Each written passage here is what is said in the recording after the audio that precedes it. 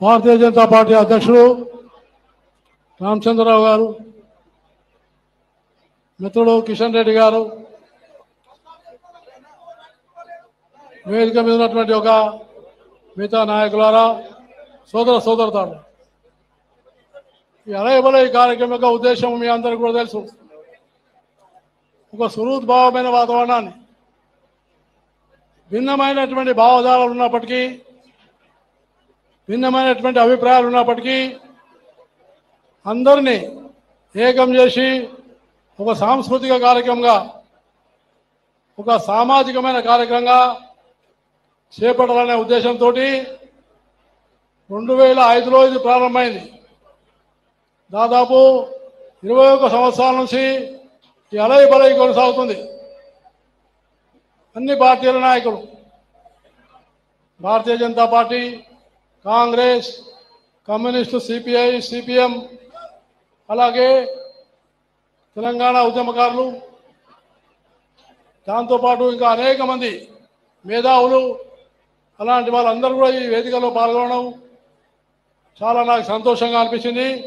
ఎందుకంటే అన్నదాతే అభ్యుదయానికి మూలం, సంస్కృతే సమాజానికి ఆత్మ, యువతే భవిష్యత్తుకు దిక్సూచి. ఇది మన పెద్దలు చెప్పినారు.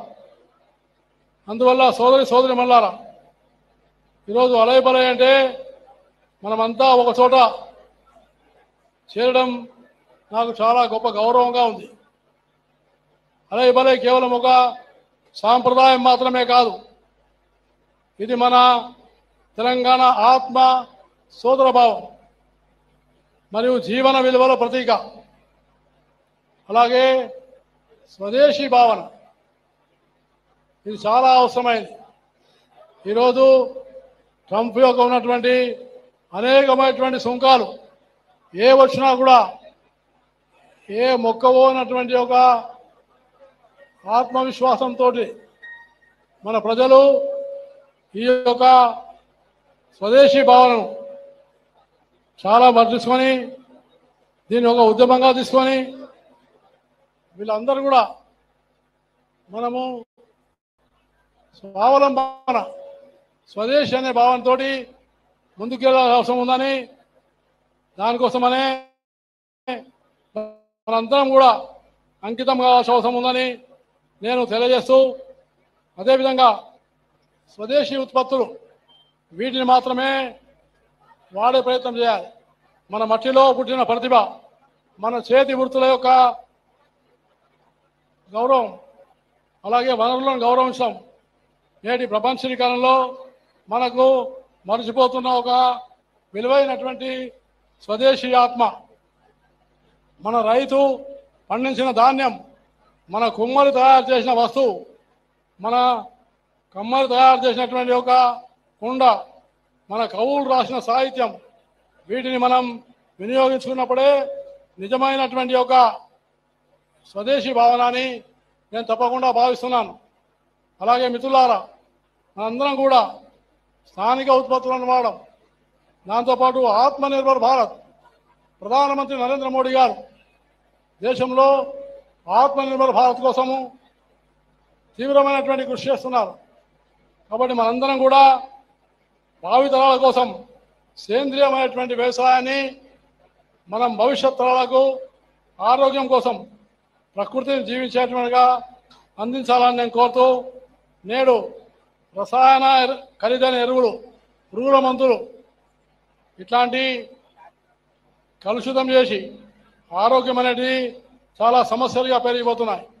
అందుకనే మనందరం సేంద్రియ వ్యవసాయం వైపు అడుగు వేయాలని నేను రైతాంగానికి కూడా విజ్ఞప్తి చేస్తూ, దాంతోపాటు తెలంగాణ కళలు, సాహిత్యం, అలాగే జానపదం మన ఆత్మ, దాంతోపాటు తెలంగాణ సంస్కృతి అంటే జానపద గీతం, బతుకమ్మ పాట, ఒగ్గు గీతం, బుర్ర కథ, జానపద కవిత, ఇవన్నీ కూడా మన విశేషాలు.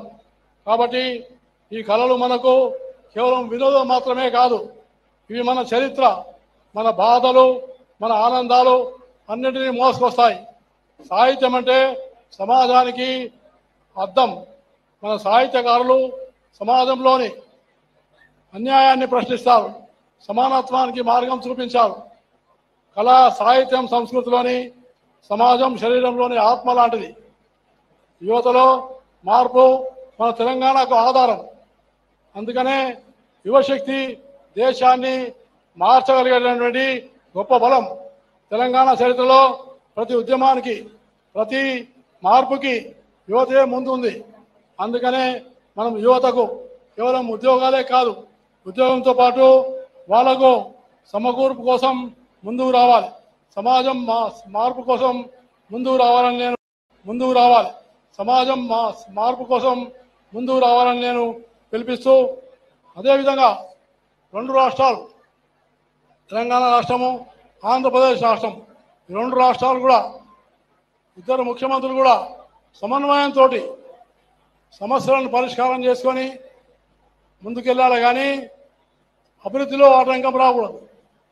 అనేక రకాలైనటువంటి సమస్యలు రావచ్చు, అయినా కూడా పరస్పరమైనటువంటి ఒక సహకారము, గౌరవము, చర్చలు ఇవి సఫలవంతంగా జరగాలని నేను ఆశిస్తున్నాను. అందుకనే మనందరం కూడా ఈ అలయ్ బలయ్ ద్వారా తెలుగు ప్రజలందరూ గర్వంగా, గౌరవంగా చెప్పుకునేటువంటి వాతావరణాన్ని నిర్మాణం చేయాలని నేను మనసారా కోరుకుంటూ, ఇప్పుడు మన ముందు మన సీనియర్ బీజేపీ నాయకుడు, భారతీయ జనతా పార్టీ మొదటి నుంచి అంకిత భావంతో పనిచేస్తున్నటువంటి నాయకుడు, నిస్వార్థ భావంతో పనిచేస్తున్న నాయకుడు, నాతో సుమారుగా 40 సంవత్సరాలు కలిసి పనిచేసినటువంటి నాయకుడు కిషన్ రెడ్డి గారు, వారిని మాట్లాడాల్సిందిగా నేను కోరుతున్నాను.